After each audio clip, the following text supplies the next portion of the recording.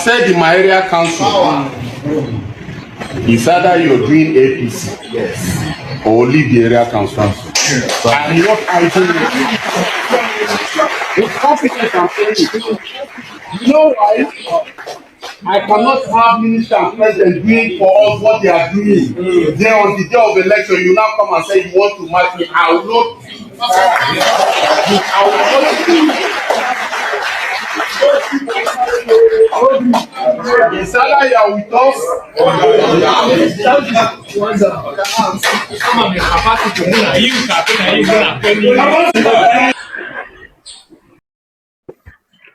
As the election is coming close, as the 2027 is coming close for their selection, we have not even reaching 2027. They have already started threatening everyone. They have already started threatening everybody that you should, if you try to come out and say you want to vote, that if it is not true that you are voting, that you don't need or you don't bother to come out. That if you know that you are coming out on 2027 selection that is going to happen, that if you know that your intention is not to vote Tinubu in as a second tenor, that you don't need to bother yourself to come to polling unit say you want to vote. And you know when they start this threat, you may think that it is a joke, but believe me, this is the real truth. This is the real thing that is on ground. Whatever they said on social media is what they are going to do. You get the point? This is not only a threat, but it is what is in their mind, and it is what they are going to do on that very day of selection.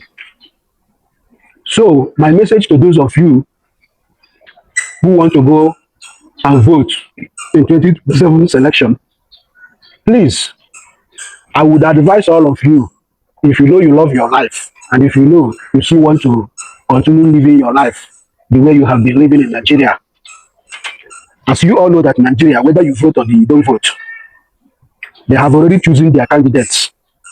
They have already appointed who will be their president for the second time. So whether you vote or you don't vote, at the end of the day, they are going to call results. And it's going to be the person whom they have already chosen to continue to milk and extort our resources. That is the person that they are going to put in that seat. Whether you vote or you don't vote, they are going to put their own candidates, the one whom they have already chosen to be in that seat. So my advice to all of you, it is better you stay in your house that very day of selection to avoid, to avoid for you to go and sacrifice your life in the name of you want to go and vote, which you know at the end of the day, whether you buy or you are alive, at the end of the day, your vote is not going to be counted. That is just the truth. But you know, in Nigeria, the truth is so bitter. When you say the truth, some people may like it, some people may not like it. But at the end of the day, we are going to say the truth. The truth of the matter is that your vote has not been counted in Nigeria. And this come 2027 is not going to be exceptional. It's not going to be exceptional. Believe it or not, that is what is going to happen. You get the point? So 2027 is coming and they have already started threatening people's life. And you may think it's a joke, but that is the reality. It is what they already have in their mind to do. Because their plan is always to grab the power by all means, which is the system they have been using to rule us in that country. You understand? So you are going to see where the threat is coming from. You will see the threat already started. This is a chairman of APC in Abuja threatening people that if they know that they are coming out on that very day of the election in 2027, and if you know you are not voting for Tinubu, that you don't need to come out or you don't need to even come around near that polling unit. It is better for you to stay at home. That is the threat. You see? So it is better for all of you to stay at home. Let them do their selection finish and appoint whom they want to appoint. That is how they have been doing it in Nigeria. And you are not going to change it. The only thing that you can change it is your freedom. I don't think there is anyone that will be in that seat, in that house rock, that can change Nigeria, that can fix Nigeria. Because as long as I know, Nigeria is damaged beyond repair. No one can repair that country. Where is the person going to start from? Where is the person going to stand from? So the only thing that can save that country is to divide the country.